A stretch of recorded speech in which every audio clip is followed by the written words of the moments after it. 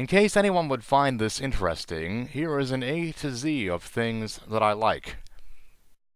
Thank you for the inspiration, Emma.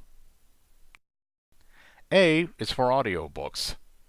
I have enjoyed audiobooks, previously known as books on tape and CD, for quite some time, especially Star Trek audiobooks, which were published by Simon & Schuster Audio from about 1988 to 2003, and performed by some of Star Trek's most loved actors.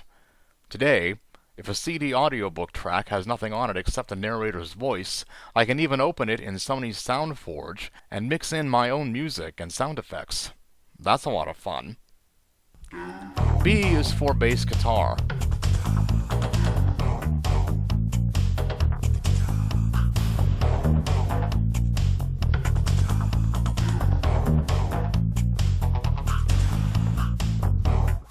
I figure that if I weren't already a keyboard player, I'd be a bass player.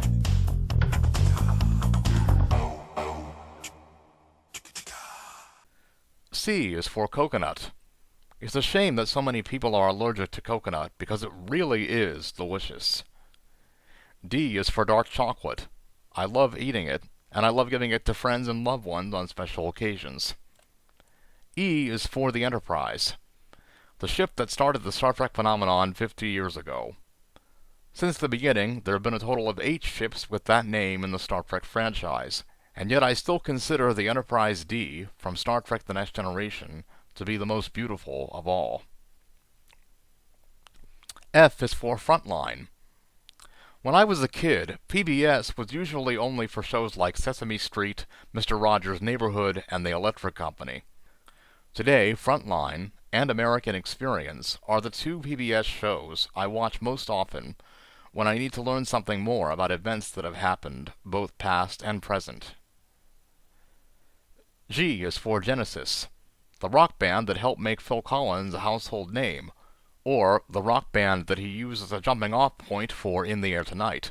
But any way you look at it, the Genesis story is quite a page-turner in music history. Phil, in the middle, sings and plays drums. Tony Banks, on the left, plays keyboards, and Mike Rutherford, on the right, plays guitars and basses. H is for hugs. When you're with someone you love, hugs feel really nice. I is for ice cream. I would eat ice cream every day if I could, but I have to watch my cholesterol now, so most of the time I have frozen yogurt instead, but I can still indulge every now and then. These are Magnum ice cream bars. J is for jazz. It's the style of music that I find myself playing on my electric keyboard more than any other. And K is for keyboard. I love playing mine and performing on it for others. Here's a little bit of a piece I'm working on right now by a guy named Joe Zawinul, who played keyboards for a saxophonist named Cannonball Adderley. It's called Country Preacher.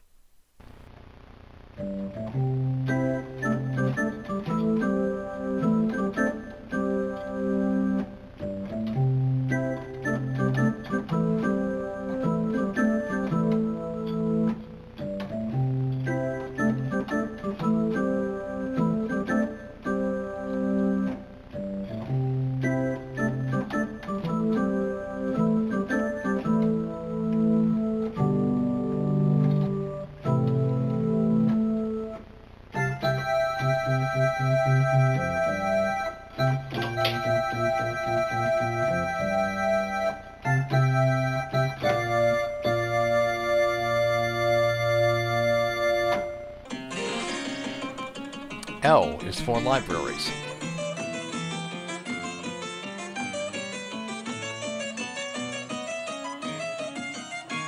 Library. I love taking some time to get lost in the shelves of my local library whenever I can.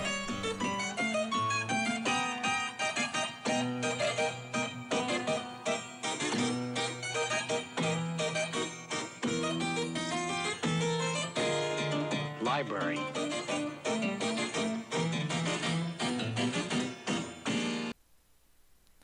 M is for Mugen, the popular 2D fighting game that can be customized to look and play any way you want it to. and it's also a great way for me to let off steam sometimes. N is for nuts. I love to eat mixed nuts whenever I can, especially during the holiday season. O is for Ohio.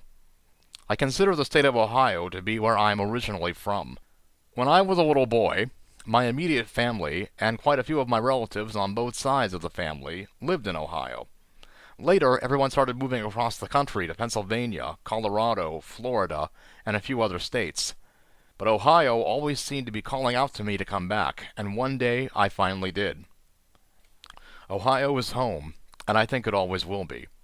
It was the 17th state to join the Union after independence, and the ratification of the United States Constitution. P is for peanut butter. While it is true that you should also never bet against me when it comes to eating dark chocolate, peanut butter is my real kryptonite. Q is for Q. This immortal, sharp-witted, intergalactic funny man was played by actor John Delancey on Star Trek The Next Generation, and he made other notable appearances on Deep Space Nine and Voyager as well. By human standards, Q is practically a god.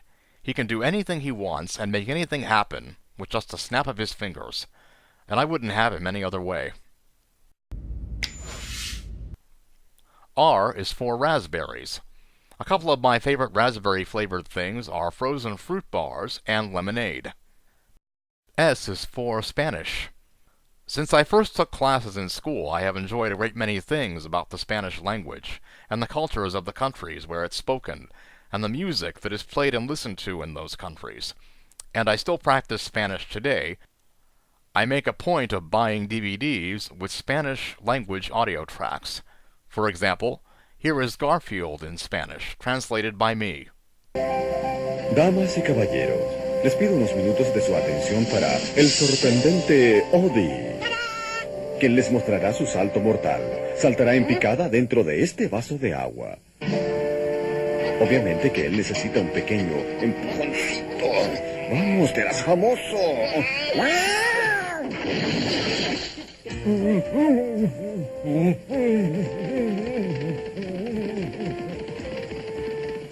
Cuando tienes animales, nunca hay un momento aburrido.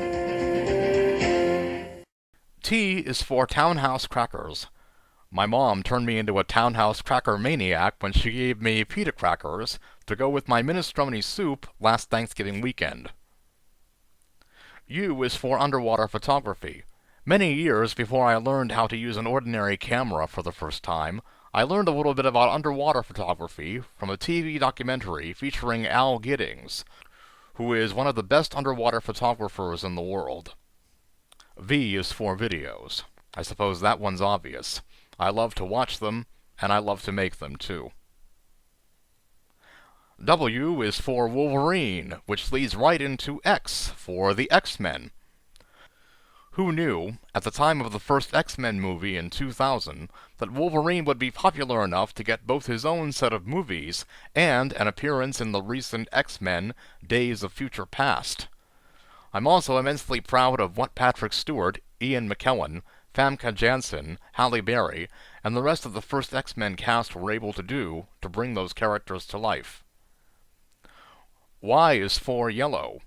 No, not the color, the band, which gave us, among other songs, Oh Yeah.